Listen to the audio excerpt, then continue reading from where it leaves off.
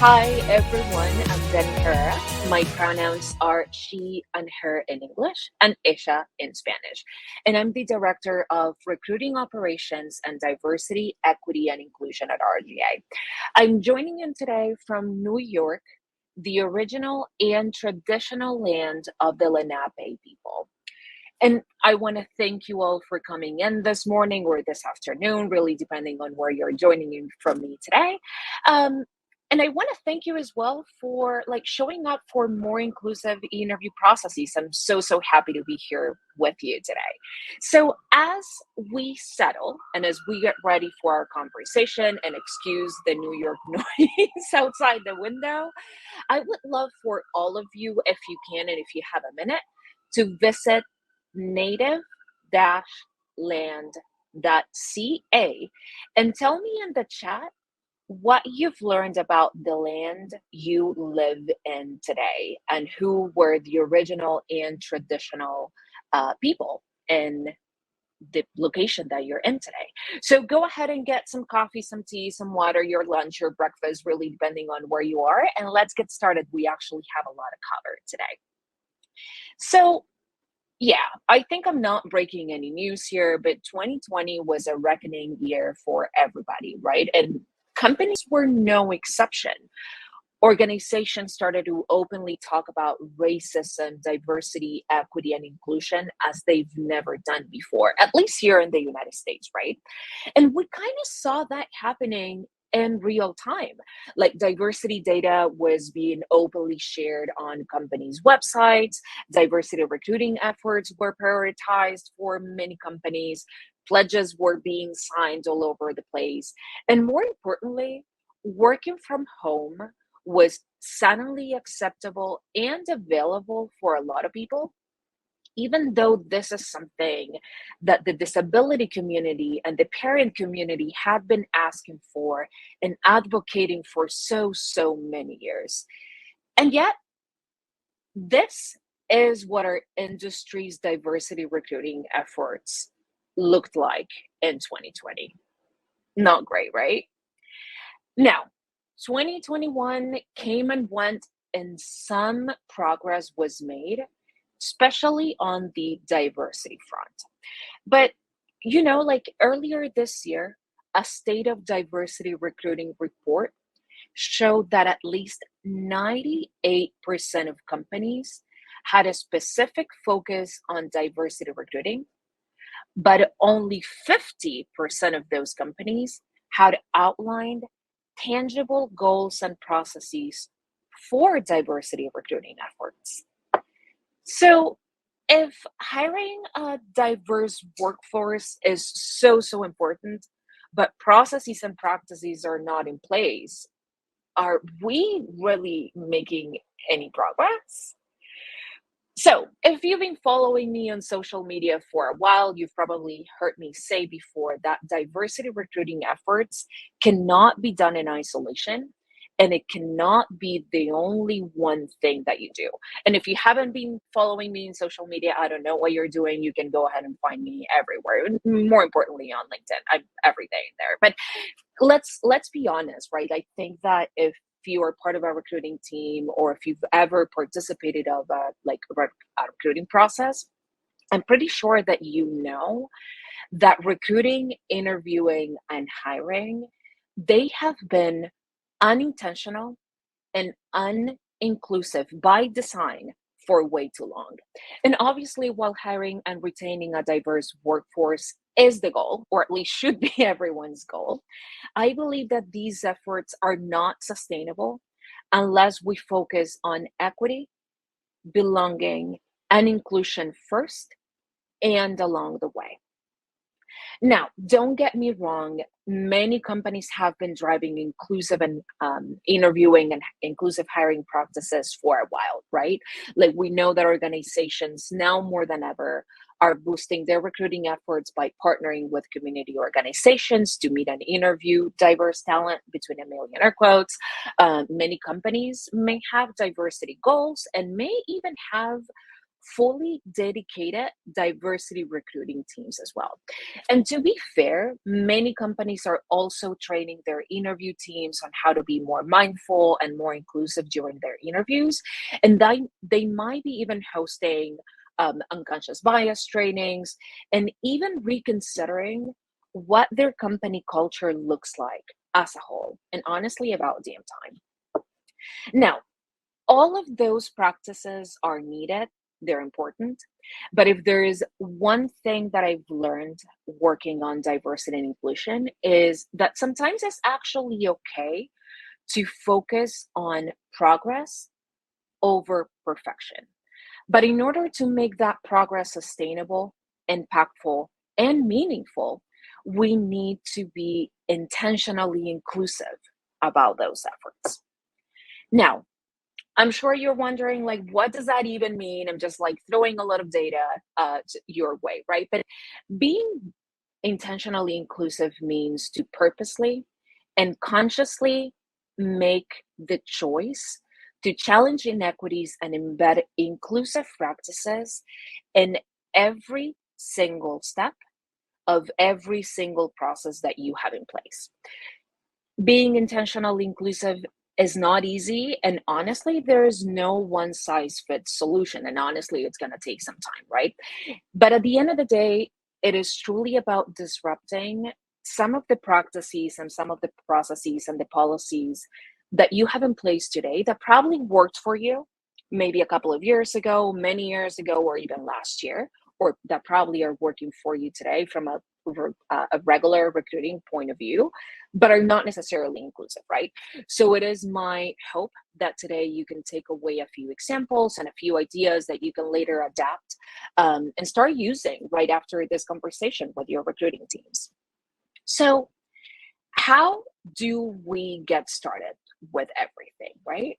So the very first step might sound obvious, but if you're a hiring manager, a decision maker, someone from the recruiting team or the HR team, or anyone that has like any proximity to power in terms of recruiting itself, my recommendation would be to be open, honest, and vulnerable with yourself and with your recruiting team. And what I mean by that is you could probably start by considering what your current team looks like from a representation point of view and where you would like to take that team in the future. So take a moment or as many as you need to identify what representation is missing from your team today and how your new hires could add value to your mission and vice versa. And once you figure that out, obviously that's going to take you some time. Just make sure that you communicate those findings to your recruiting team so together you can better identify like those organizations, those events, like those intentional recruiting efforts that you would like to invest in. Now, even if your current recruiting or interview process is or feels inclusive, biases and uninclusive practices, they have a tendency to sneak back in all the time. So it is truly, truly important to make an active and conscious decision to slow down. I know that's not easy, especially if you're part of our recruiting team. We're all working on a million different things at the same time. But to pause and review your processes often, it is important to understand what is and what is not working from your candidate's point of view and what's not working for your teams as well, right? So there are multiple ways to go about it. Probably the easiest way to start is maybe running a candidate survey to assess what they really thought about meeting with you and with your team, like learning a little bit more about what they thought about your interview process, the questions that they were asked, like how long the process was, and the entire thing, right? But if you do have the budget and the means, I would always recommend to work with an external consultant to help identify opportunity areas, like improvement opportunity areas on your recruiting process. So a few ideas that come to mind, especially when looking into your processes and trying to identify like whether your processes are inclusive or not. maybe try to understand if your current website is accessible or if your application process is accessible, right? Or even when you are, I don't know, like scheduling interviews with your candidates, like are you offering like multiple options for your candidates to choose from? Like a phone call or a video call, or maybe a video call with the camera off, or maybe an in-person meeting if that's an opportunity for you. And even if you're doing that, like, are you making sure that you are giving your candidates time in between those conversations so they can actually gather their thoughts and get ready for the next conversation, right? So I know I've said this before, but minimizing biases and uninclusive practices, unfortunately, is not a one and done deal. You will need to stay like super vigilant and call things out as you move forward so you can improve things as you move forward as well, right? And for that, your processes, and your team, they will need to be as flexible as possible. Now, as we know, biases are part of our human nature, so we cannot remove them completely. But there are still a couple of ways or a couple of things that we can do to minimize those biases, right? Of course, every company, every team, and every single person is a completely different stage of their diversity and inclusion effort. But again, I brought a couple of ideas that I'm hoping that you can start using after our call today. So get your screenshots ready. So this is obviously not a comprehensive list, but here are a couple of things that you could like consider and maybe start thinking about. Like, maybe pay attention to your process. Are you making sure that it's a structured interview process? And even if it is, are you reviewing your behavioral questions? Because they actually can become very biased very quickly. Something else that comes to mind whenever you are interviewing a candidate or whenever you are running an interview process is make sure that you're using on both ends, like from your end as an interviewer and from the candidate's point of view, that you are using a neutral Zoom background. That will help you minimize affinity bias, which at the end of the day is super important to do during an interview process. And as we just talked about, like biases and uninclusive practices will pop up literally everywhere once you start reviewing your processes, especially when you're dealing with legacy systems and policies, meaning like practices that were put in place like many years ago or a couple of years ago, and they probably were built without like inclusion in mind, right? And I know that challenging and deconstructing practices that have been useful in the past or maybe are useful today might not actually be easy, especially if you're dealing with leadership or with executives. So you might also need to learn how to challenge inequities and how to pivot your processes along the way. So again, I brought a couple of ideas that you can probably screenshot or that you can start using later in the day or as you move forward with your interview processes, right? So a couple of things that you could potentially start doing is say that you are interviewing or that you are trying to hire for a software engineer or a tech lead. Like, do you really absolutely 100% need that person to have a college degree? Or is that a nice to have from your point of view? So if it's not mandatory, just go ahead and remove it from the job description. Or something else that you could potentially do, and this actually requires like a full talk on its own, but if your company as of today doesn't have like a very diverse representation, maybe you should start like pausing or eliminating your referral program, at least for a little bit, right? Because if your current company is not diverse, it is extremely likely that the referrals that they bring are not diverse either, right? Something else, again, that may need a full talk on its own, but maybe you would need to review your reasonable accommodation processes just to make sure that you believe your candidates and that you are trusting your candidates, right? So again, not a comprehensive list, but I'm really hoping that you can take a few ideas from here today. So Committing to intentionality in our recruiting practices, it honestly takes time, it takes effort, and sometimes, I'm not gonna lie, it can be emotionally taxing. But I can assure you that if your processes are inclusive and feel inclusive, you will have a positive impact on your candidate experience, your employee experience, your interviewing and hiring goals, your attrition numbers, and of course, your overall diversity and inclusion efforts. And of course, being intentionally inclusive doesn't and honestly shouldn't end with recruiting, but it's definitely a start. And as I mentioned before, sometimes it is truly about progress over perfection. All right. I think that we do have maybe 4 minutes for questions and maybe for comments on the chat. But in the meantime, that's my personal information. Please feel free to go ahead and search me online and send me a note on LinkedIn or email if you would like to. All right. So I think that we have a comment. Thank you all for joining. But let me see, Rachel is saying like one idea to make interviews more inclusive is to use equal time. A tool tracks speaking time, interruptions, and monologues, as well as gender participation. Available on Google Meet for free. Rachel, that's actually great to know. I was not aware of that tool. I would, I mean, it is a fantastic tool. I would definitely wanted to give it a try.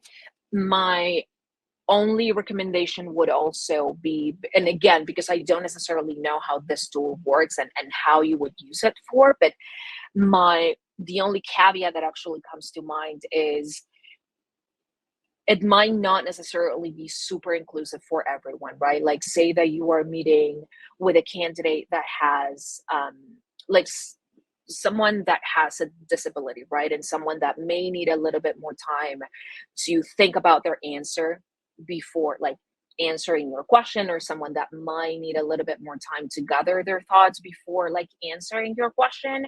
That's probably like the only caveat that comes to mind, but overall from the information that you share there, it seems to be like a great tool. All right, so any other questions? I would love to answer any questions that you may have. Is there a way you would educate sourcing teams to gather more diverse teams? Yes, absolutely, 100%. We only have 2 more minutes. But yes, your sourcing teams should be fully trained on how to source diverse talent between a million air quotes. There are a lot of trainings out there. There is even a certification that they could take. But yes, I would highly recommend at least training them on awareness, right? Because I know that sourcing is just about like finding and sourcing as many candidates as you can. And of course, like in certain industries that might not be as diverse. Sana, is there a way to increase job application for more diverse people? Yes, again, I only have 1 more minute, but I would pay special attention to the language that you're using on your job descriptions. And also I would be like super, super mindful and super intentional about where you're posting those jobs, right? Because if you are not getting applications from Black women, for instance, right? Like you might need to partner with an organization that focuses on Black women in tech, right? As a minority woman trying to get into tech, I'm always concerned about bias. Are you seeing my eagerness to join? Will you give me the chance? I have only 1 more minute. I'm so sorry, early, that I won't be able to answer your question in full. Unfortunately, there is no one size fits all answer to your question, because at the end of the day, I think every company and every interviewer is at a completely different stage of their like unbiased training and unbiased process. So my answer might be completely different to somebody else, and that's very unfortunate. But at the end of the day, I wouldn't let that deter you from applying to the roles that you actually want. All right, I think that we're out of time. It was fantastic meeting you all. Just go ahead and connect with me on LinkedIn and we can keep the conversation going. Thank you again. Have a great rest of the day and enjoy the rest of the conference. See ya.